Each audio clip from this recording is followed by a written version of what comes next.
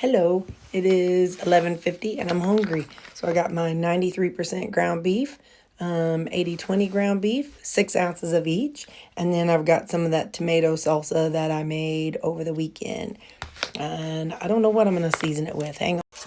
We're going to use some adobo and umami. So that'll be my seasonings, and that's what I'm having right now. Hey, so I am going to a special celebration of life after work. Somebody passed away. So I am eating supper at work again. So this is 6 ounces of 80/20 and my vegetables. I also added 1 serving of the queso cheese just for variety. And I'm adding some adobo. And I'm going to add some Tony's Creole seasoning. And yeah.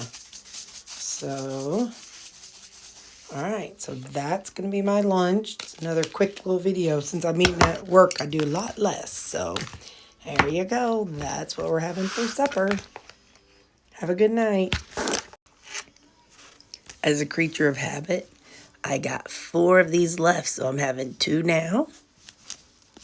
And then 2 tomorrow. They're little figgies. I think they look funny.